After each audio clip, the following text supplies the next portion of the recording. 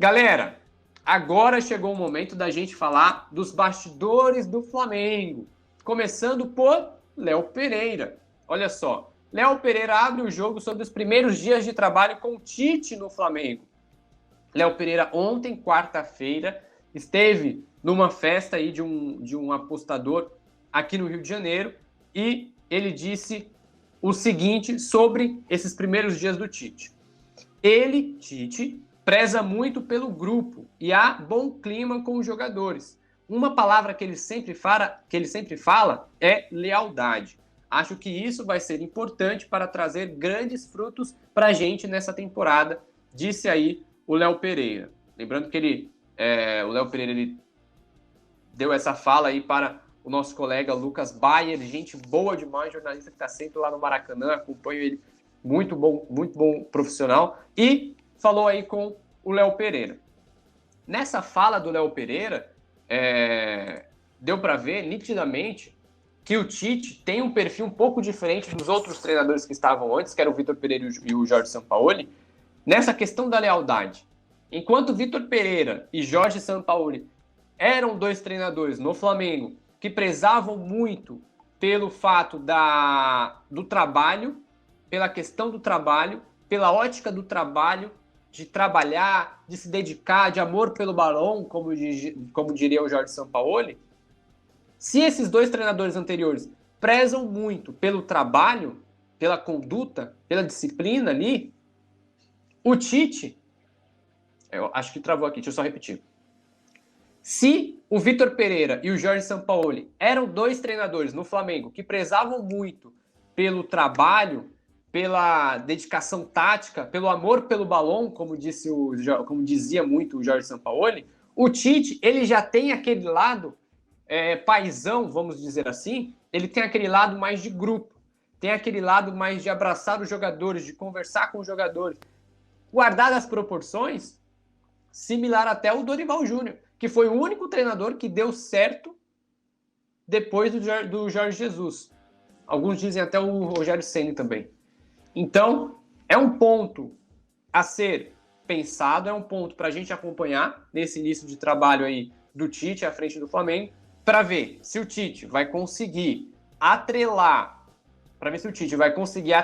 esse lado paizão, esse lado de grupo, esse lado conciliador, esse lado de amigo do boleiro, se ele vai conseguir alinhar isso com as questões táticas, se ele vai conseguir aplicar o que ele entende de futebol, se ele vai conseguir organizar o elenco do Flamengo, organizar o time do Flamengo, para que o Flamengo volte a ter boas atuações e, principalmente, ter resultados em campo.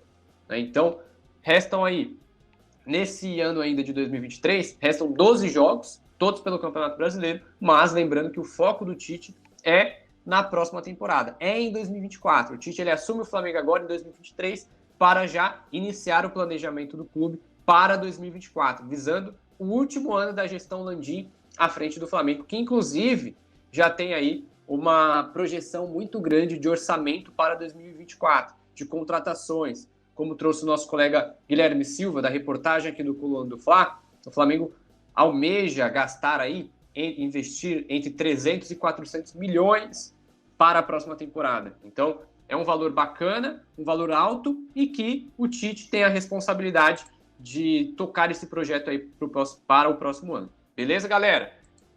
Deixa eu só dar uma passadinha aqui no chat, antes da gente falar dos bastidores do Flamengo envolvendo o Tite e as primeiras conversas. Será que os jogadores gostaram de toda essa titibilidade no Flamengo? Eu vou trazer informações exclusivas aqui, tá? Mas deixa eu só dar uma olhadinha aqui no chat. Ninguém mandou uma mensagem aqui pra gente. O Santana Araújo, o Bruno Henrique não está jogando isso tudo, só jogou contra o Botafogo. Nos outros jogos não jogou nada. A Janaína Barbosa, que é minha mãe, direto lá de Franco da Rocha, mandou mensagem aqui, ó. O Tite vem tendo bom desempenho. Ela mandou aqui. Ela é flamenguista. Um abraço, mãe. Direto aqui do Rio de Janeiro. Ela que inclusive, pessoal, já mandou Feliz Dia das Crianças para mim. Eu sou marmanjo de 26 anos, mas tem um bom dia, o Dia das Crianças. Eu tenho certeza que você também que está assistindo a gente aqui, que é marmanjo, que é jovem, que tem lá seus 30, 40 anos, também recebeu um Feliz Dia das Crianças de alguém. Seja da esposa, do pai, da mãe, do tio, do vizinho, recebeu, que eu sei. Não adianta esconder. Quem mais aqui com a gente? Ó, o José Jailson, o Léo Distone, o Micael Mendes, José Santiago, todo mundo marcando presença. E já aproveitando a deixa aqui, um abraço para minha mãe, lá em Franco da Rocha, dona Janaína, seu Gilvan também, que é meu pai, e o meu irmão, Lucas. Lucas também está assistindo a gente lá de São Paulo, tem novinho ainda, tem 12 anos, e para ele sim, hoje é o Dia das Crianças, então, não só para você, Lucas, mas para todas as crianças que estão nos assistindo, e também filhos, parentes de quem estão nos assistindo, um feliz Dia das Crianças recheado de felicidade, de alegria, que aproveite bastante esta quinta-feira, tá certo? Mas vamos lá. Próxima informação tem a ver com bastidores aqui no Flamengo. Bastidores do Flamengo, uma notícia exclusiva. Ontem eu conversei com pessoas ligadas a alguns jogadores do Flamengo e tive informações sobre os primeiros dias do Tite e a percepção que os jogadores tiveram depois das primeiras titibilidades no Flamengo. Vamos lá. A informação é a seguinte: jogadores abraçam discurso motivacional nos primeiros dias de Tite no Flamengo. O Tite ele foi anunciado na segunda-feira, começou os trabalhos na terça, o primeiro treino do Tite para o elenco do Flamengo foi na terça-feira e o segundo foi ontem, na quarta-feira. Os 2 treinos foram no período da tarde no Ninho do Urubu. E aí, depois desses 2 primeiros treinos, o elenco já começou a ter aquela primeira impressão do treinador, né? Já começou a ter aquela primeira impressão. O Tite, ele, na primeira atividade, na terça, ele não participou muito dos treinos ali, de questão tática, questão de posição, questão posicional. Ele foi um treinador que apenas observou, mais observou do que falou. Já no treino de ontem, na quarta-feira, foi um treino em que o técnico participou mais, interferiu mais e, inclusive, conversou mais. Não só com o elenco, mas com alguns jogadores em específico, alguns jogadores de forma individual. E aí, a informação que a gente tem é a seguinte: Tite prezou muito pela motivação nas primeiras conversas com o elenco, conforme nossa apuração do Coluna do Fla. O novo técnico tenta potencializar o espírito competitivo dos jogadores nesse primeiro período de treinos no Flamengo. A princípio, grande parte do plantel gostou da chegada do novo comandante e dos diálogos iniciais. Elevar o ânimo de atletas que não receberam muitas chances ao longo da temporada, durante as passagens de Vitor Pereira e Jorge Sampaoli, é um dos desafios do novo treinador para a reta final do ano. Esses são os casos, por exemplo, do zagueiro Rodrigo Caio e também do Pablo.